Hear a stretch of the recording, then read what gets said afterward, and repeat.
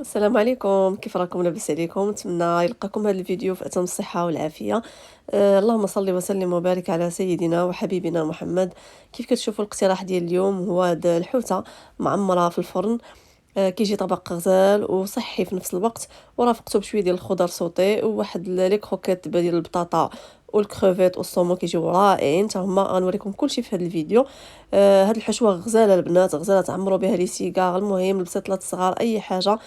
المهم ان شاء الله كل شيء غنشاركو معكم في هذا الفيديو. ما تمشيو حتى فين. ولا عجبكم الفيديو ضغطوا على زر الاعجاب وخليو لي شي كومونتير زوين. ولا كنتي اول مره تشوف القناه ديالي ضغط على زر الاشتراك وزر الجرس باش توصل دائما بجديد فيديوهاتي. نبداو على بركه الله بالمقادير ديال الوصفه. عندنا هنا واحد السمكه من وزن تقريبا 1 كيلوغرام. نتوما الا كانت عندكم عراضه من الافضل انكم تاخذوا حوته ديال 3 كيلو حتى 3 كيلو ونص. وبالنسبه لنوعيه السمك اي نوع كتفضلوا راه كيجي زوين. هنا خديت واحد 2 معالق كبار ديال العصير الحامض، حطيتهم في واحد الزليفه، درت معاهم واحد 3 الفصوص ديال الثوم. معكتهم اولا تحكوهم اللي بغيتو. حركت هاد الحامض مع الثومه، ضفت واحد شويه المليحه شويه ديال الابزار. وغادي نضيف كذلك المعدنوس هكا مقرد. وغادي نحرك هاد المكونات هادو هما باش غادي ندهن الحوته ديالي يعني من برا ومن الداخل. كتنكه لينا وعاد غادي نعمروها بديك العماره اللي غادي نديروها مع بعض.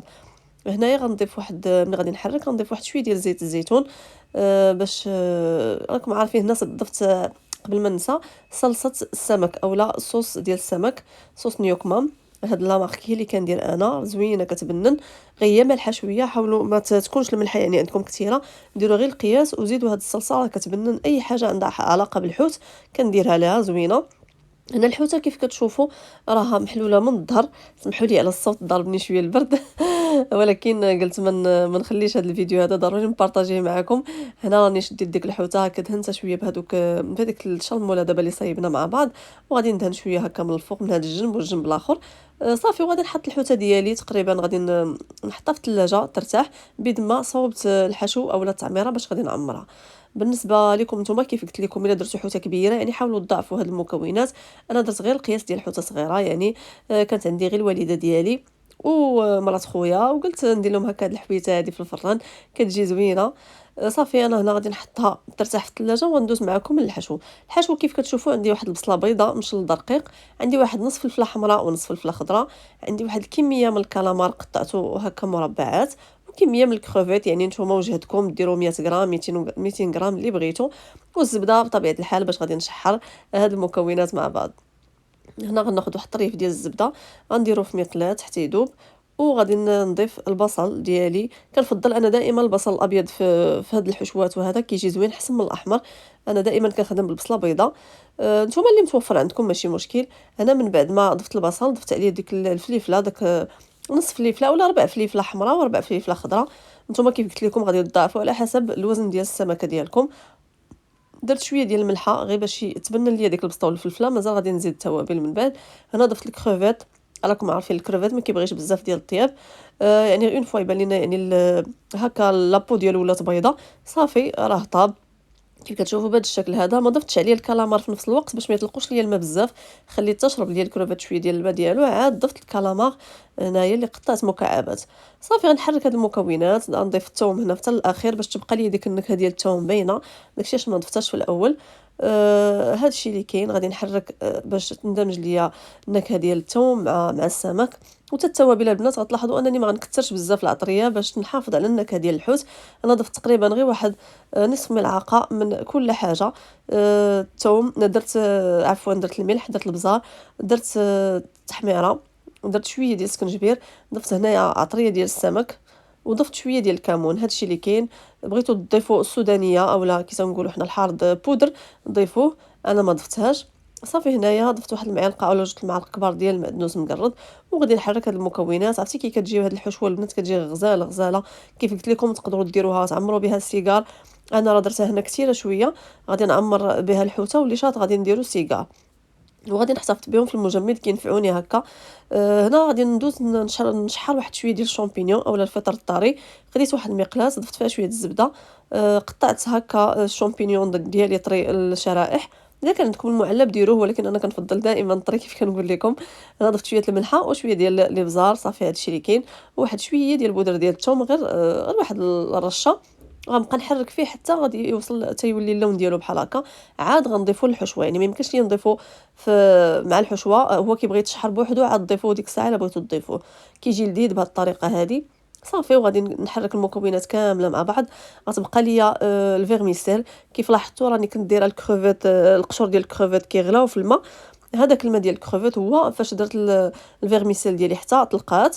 درت انا الفيرميسيل ديال الارز، وملي طلقات قطعتها هكا بالمقص مزيان.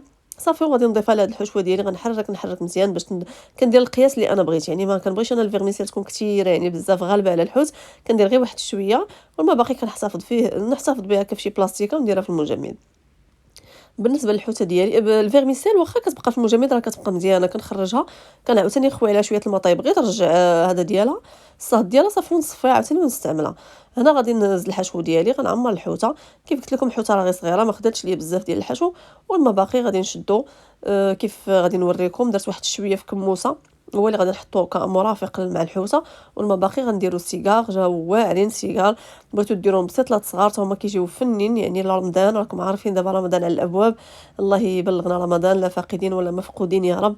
هنا غناخذ واحد العواد ديال هذا لي كوردون، وغادي نسد به هكا الظهر ديال الحوته باش ما تخرجش ليا هكا الحشوه ملي تكون كطيب. صافي في هذا الاثناء راني دايره الفران تيسخن، وغادي نشد هاد الحوته ديالي غنغلفها مزيان بورق الطبخ. يعني غنحاول نغلفها. نتوما حاولوا ديروا حتى بابي الومنيوم فوق منه، انا ما كانش عندي ما درتوش. ديروا ورق الطبخ هكا، ورق سولفوريزا، وديروا فوق منه بورق الالومنيوم.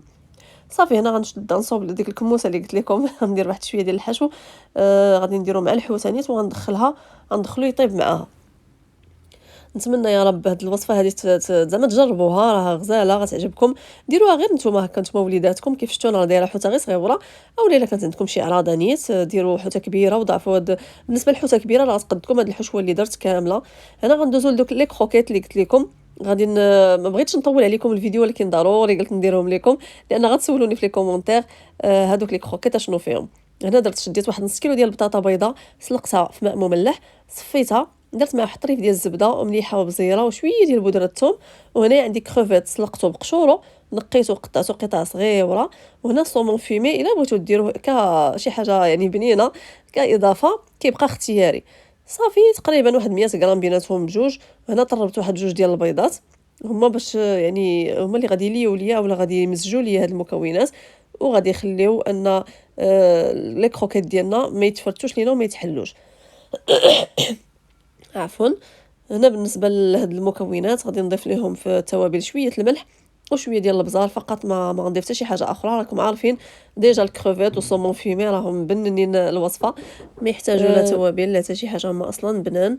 انا هذه هي لا مارك اللي درت ديال الصومون فيمي. كيف كتشوفوا هادو لي ميات ديال الصومون كيتباعوا هكا في لي سوبر مارشي. كيجيو هكا مقطعين ديجا، هما مقطعين. الا بغيتو تزيدوا تقطعوا انا زدت مازال قطعتهم طريفات صغيورين. صافي وحركت مزيان المكونات مع بعض. عفوا. صافي غنبقى نحرك حتى يندمجوا ليا مزيان. هاد لي كروكيط البنات كيجيو غزالين غزالين، عرفتي الوليدات كيحماقوا عليهم.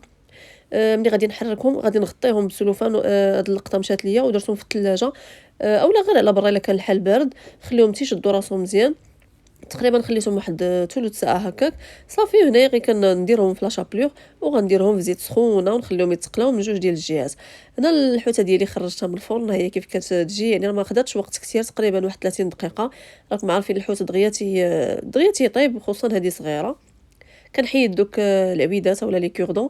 صافي وغادي ندريسيها في الطبسيل ديالي كيف كتشوفوا. زينتها بشويه ديال البروكولي، بخرته وشويه ديال الجزر وصوتيتهم في مقيله درتهم في الجناب، وهذوك لي كروكيت اللي صوبنا مع بعض.